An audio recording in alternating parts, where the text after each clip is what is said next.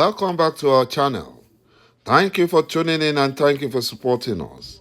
But if you're new to this channel and you haven't subscribed yet, please encourage us by doing so, and we shall bring you the latest news as they happen.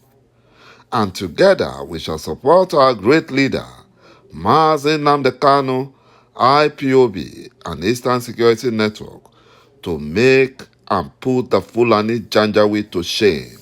He said, the United States Congress rejects sales of weapons to the Buhari impostors government, but bribed Fulani lobbyists.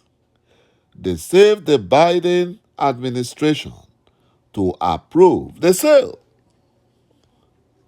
You know, the U.S. Congress rejected the sale of about $1 billion worth of weapons to the Fulani Nigerian government. But the bribed Fulani lobbyists close to the U.S. government had to deceive the U.S. President Joe Biden, who approved the sale despite the worst and horrible human rights records of the Fulani Nigerian government, especially in Biafra land, where the Buhari impostor intend to use the weapons in the Fulani Nigerian government genocide policy in Biafra land. You know, the Southwest politician, Bola Ahmed Tinubu, is now in trouble with his Fulani slave masters. After Tinubu told the Fulani Janjaweed the truth, that without him, Buhari wouldn't have been made president in 2015. But the Fulani political elite, who deceived Tinubu and other southern politicians in bringing them back to power in 2015 and 2019. They even helped the Fulani Janjaweed to cover up the impostors that have been used since 2017, when Buhari died in London and buried in Saudi Arabia. You know, they helped the Fulani Janjaweed to cover up all those atrocities. All of them. Southern politicians. You know, the Fulani political elite, who deceived Tinubu in bringing Buhari into power in 2015 and 19, they are very angry because the Fulani Janjaweed have refused to honor the agreements they had with Tinubu prior to 2015, because he single-handedly made Buhari president in 2015, and they promised him to hand over to him. But when the time came, they are now asking him to step down. You know, I have no pity for southern politicians supporting the Fulani Nigerian jihadist government, because they are the ones working against Biafran restoration and freedom and the Yoruba nation freedom. You know, the southern politicians sold out Sunday Igboho and Mazi Nnamdi Kanu, thinking that the Buhari impostor and the Fulani Caliphate will favor them. But now the opposite is the case. Rather, they are tormenting them using EFCC, the Economic and Financial Crime Commission, to chase them and lock them up. They are also using their media to destroy. They are using divide and conquer against the southern politicians. You know, and they will not learn their lesson.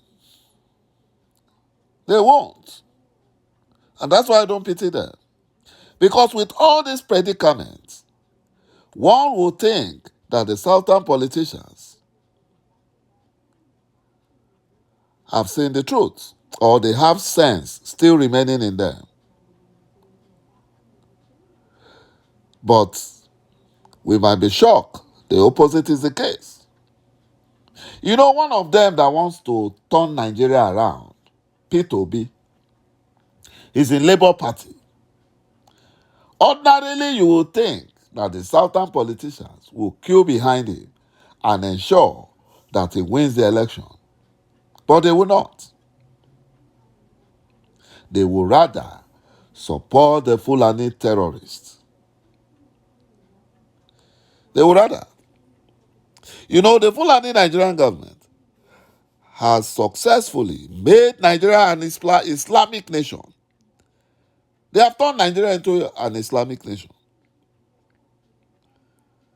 The other day, I was watching a video on African Islamic nations and Christian nations.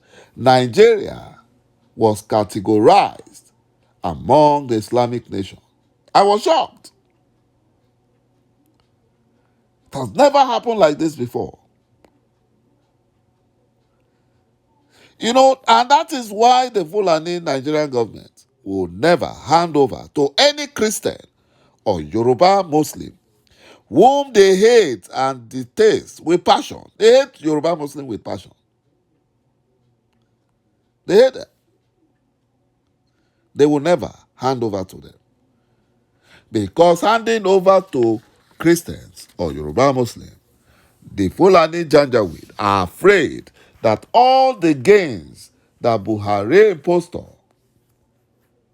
has achieved since he came into power will be eroded. Because the Fulani Janjaweed, they believe that Nigeria is so close to be overrun. Very, very close. And that's why they need more years in power.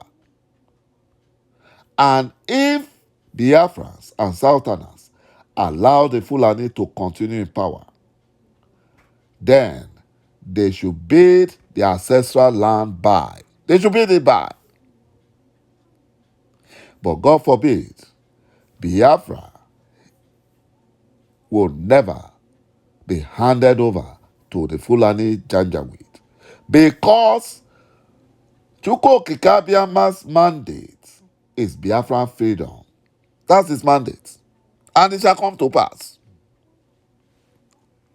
According to reports, in this April, the Biden administration approved the sales of 12 ŁH-1Z attack helicopters and other related military equipment to the Fulani Nigerian government for $997 million. U.S. officials claim that the sale will support national security objectives by importing or improving Nigerians' ability to fight the extremist group Boko Haram terrorists. But sales of weapons like this come with major human rights risks for the Nigerian population. Risk U.S. officials should be taken more seriously. U.S. lawmakers in Congress had a 30-day window through May 14 to stop the administration from issuing a letter of offer and acceptance, but they can still adopt legislation to block or modify the sale at any time, up to the point of delivery of the military equipment. Last July, when details of the deal were first presented to the U.S. lawmakers, they raised concern about the Nigerian government's human rights record, which delayed the deal.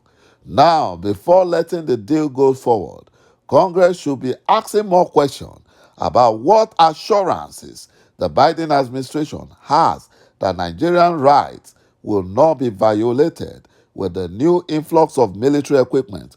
The United States says it has partnered militarily with Nigerian forces because it sees the Nigerians' legitimate and serious security concerns, including the Boko Haram insurgency in the northeast Nigeria and the burgeoning banditry caused by the Fulani Janjaweed in the northwest, as a priority for the U.S. as well. Several states in Nigeria's northwest region are currently plagued by the activities of armed Fulani terrorists. The Fulani Nigerian government has enough weapon, but they don't want to use them against their Fulani terrorists. U.S. authorities have said that the new sale will include training for Nigerian military on the laws of armed conflict and human rights and air-to-ground integration to minimize civilian harm in air operations. Yet, these training sessions have also been provided in the past, and we continue to see Nigerian forces causing harms to civilians and violating international law. We continue to see those same Nigerian forces experience no consequence for their actions, which foster more grievances and help perpetuate the cycle of conflict.